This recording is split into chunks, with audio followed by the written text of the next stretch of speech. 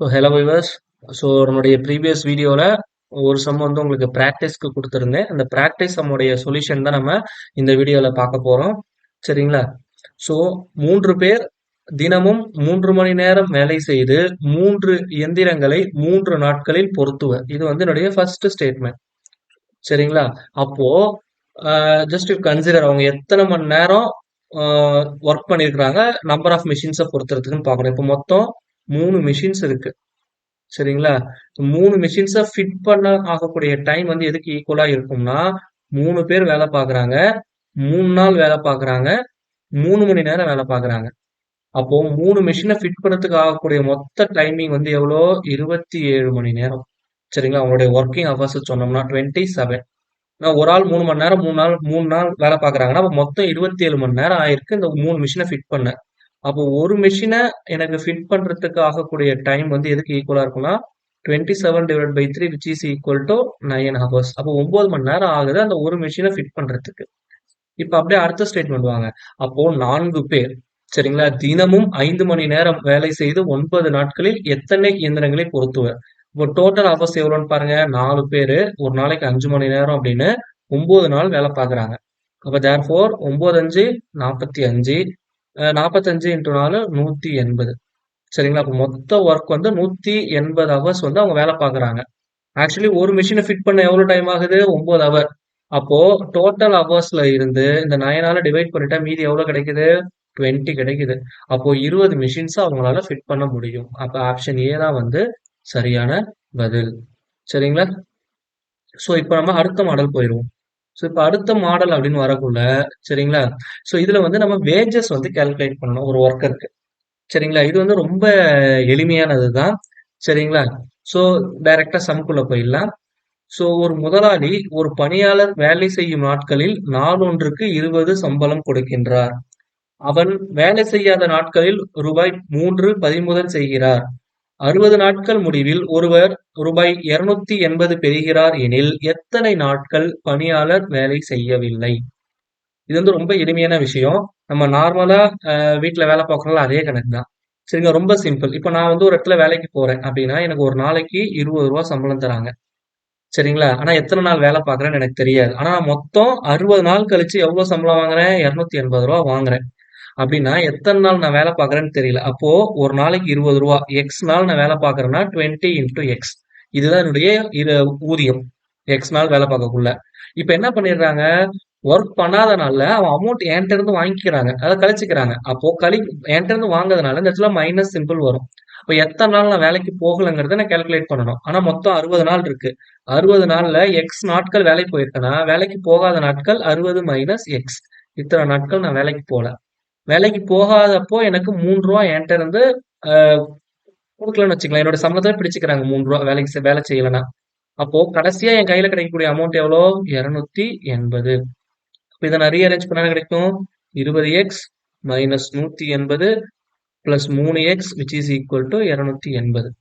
அப்போ 23x which is equal to இந்த 180 அதான போச்சுன்னா 280 plus 180 which is equal to 460. அப்போ x is equal to எவ்வளவு வருது? 20. அப்போ நான் மொத்தம் வேலை செய்த நாட்கள் 20. ஏன்னா எக்ஸ்னா நான் வேலை செஞ்ச நாட்கள் 20. அவங்க என்ன கேக்குறாங்க? எத்தனை நாட்கள் வேலை செய்யவில்லைன்னு கேக்குறான். அப்ப மொத்தம் 60 நாள்ல நான் 20 நாள் தான் வேலை பார்த்திருக்கேன்னா வேலை செய்யாத நாட்கள் எவ்வளோ? 40. அப்ப ஆப்ஷன் டி தான் வந்து சரியான பதில். சரிங்களா? இப்ப அடுத்த சம் போவோம். இப்போ ஒரு நபரின் தினக்கூலியை 15% உயர்த்தியதால் அவர் ரூபாய் 23 பெறுகிறார் எனில் உயர்த்தப்படுவதற்கு முன்பு அவர் வாங்கிய தினக்கூலி எவ்வளவு? சரிங்களா? சோ இந்த ப்ராப்ளம் இப்போ 15% இன்க்ரீஸ் பண்ணிருக்காங்க. அந்த சம்பளம் தான் வந்து 23 அப்படின்னா 115. ஆல்ரெடி நம்ம பர்சன்டேஜ்ல வீடியோஸ் போட்டிருக்கோம், அதை நீங்க கோ த்ரூ பண்ணுங்க. 115 டிவைட் பை 100 இன்டூ எக்ஸ், இதோடைய வேல்யூ தான் வந்து எவ்வளோ? 23. சொல்றது புரியுதுங்களா? ஸோ இப்போ இது 5ஆல் அடிச்சா எனக்கு கிடைச்ச 20 5 100 23 5 115. அப்ப இந்த 23 கேன்சல் ஆயிடுச்சுன்னா எக்ஸோட வேல்யூ வந்து 20. அப்போ முந்தைய சம்பளம் வந்து ரூபாய் 20. சரிங்களா? ஸோ இப்போ அடுத்த சம் பார்ப்போம். இங்க வந்து 15 லேபர்ஸ் வந்து 6 நாட்கள் வேலை செய்து 7200 பெறுகின்றனர் எனில் 23 லேபர்ஸ் 5 நாட்கள் வேலை செய்து எவ்வளவு சம்பளம் பெறுவாங்க? அப்போ ஒரு லேபருடைய சம்பளம் என்ன அப்படிங்கறத நீங்க கண்டுபிடிக்கணும். சரிங்களா? இப்போ மொத்தம் 7,200 ரூபாய் கொடுத்திருக்காங்க. சரிங்களா? 6 நாள் வேலை பார்த்திருக்காங்க. அப்போ மொத்த அமௌண்ட் எவ்வளோ? 7,200. இத வந்து 15 லேபர்ஸ்க்கு நான் பிரிச்சு கொடுக்கணும். 6 நாள் சம்பளம் குடுக்கணும். அதனால 15 இன்டு 6. அப்ப மொத்த மேன் பவர் தான் இங்க நான் போடுறேன். இப்ப 15 லேபர்ஸ் 6 நாள் வேலை பார்க்குறாங்கன்னா எவ்வளவு வருது? 90 வருது. அப்ப 90 பேர் வேலை செஞ்சதுக்கான அமௌண்ட் தான் இந்த 7,200. அதான் அதோடைய மீனிங். புரியுதுங்களா? ரொம்ப சிம்பிள். அப்போ இத நான் சிம்ப்ளிஃபை பண்ணா எனக்கு என்ன கிடைக்கும்? இது வந்து 90ன்னு வச்சுக்கலாம் மொத்தமா. ஒரு 0க்கு ஒரு 0 கேன்சல். அப்போ 9ஆல அடிச்சோம்னா 8 9 72. சரிங்களா? 80 ரூபாய்.